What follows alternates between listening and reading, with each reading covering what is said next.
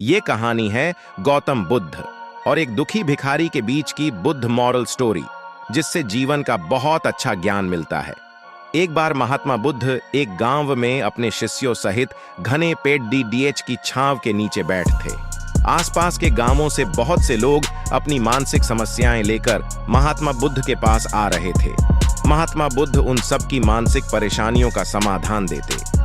सब लोग खुशी खुशी अपनी समस्याओं का समाधान पाकर वहां से लौट रहे थे।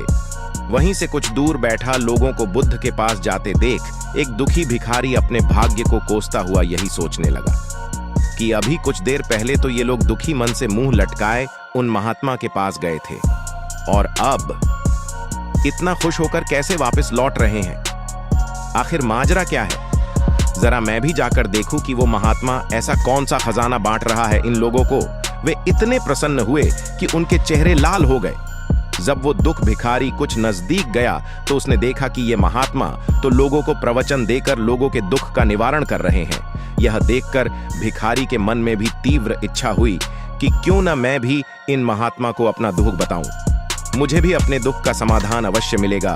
बस फिर क्या था, समाधान पाने की लालसा लिए भिखारी महात्मा बुद्ध के सामने पहुंचा और हाथ जोड़ ढाकर प्रणाम करते हुए बोला, हे महात्मा बुद्ध, मैं भी लोगों की मदद करना चाहता हूं। मुझे लोगों की मदद करने की बहुत इच्छा है, लेकिन मैं कैसे मदद कर सकता हूं? मैं बहुत गरीब हूं। मेरे पास न तो पैसे हैं और न ही कोई ऐसी चीज जिससे मैं किसी की मदद कर सकूं। मैं कोशिश करने पर भी किसी की मदद नहीं कर सकता। मुझे भगवान ने इतना गरीब क्यों बनाया? हे महात्मा, मुझ पर कुछ कृपा करो। इतना बोलते हुए भिखारी रोने लगा। महात्मा बुद्ध बोले, आप बहुत अज्ञानी हैं, क्योंकि आप अभी तक इस भ्रम में जी रहे हो कि तुम्हारे पास कुछ नहीं, जबकि दूसरों को कुछ देने के लिए तुम्हारे पास बहुत कुछ है। तुम बिना धन और वस्तु के भी दूसरों की मदद कर सकते हो। तुम्हारे पास जुबान है, जिससे तुम मीठे शब्द बोलकर किसी के दुखी चेहरे पर मुस्कान ला सकते हो।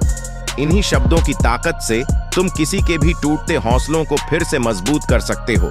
इन शब्दों की शक्ति से आप किसी के भी मन में सकारात्मक विचारधारा के बीज बो सकते हैं और उसे गलत रास्ते पर जाने से रोक सकते हैं। तुम्हारे दो हाथों से किसी भी कमजोर या लाचार व्यक्ति की सहायता कर सकते हो। आपके दो आंखें किसी अंधे को रास्ता दिखा सकते हैं। तुम किसी के लिए दुआ कर सकते हो। यह हो सकता है कि उनके बुरे काम फिर से हो जाएं।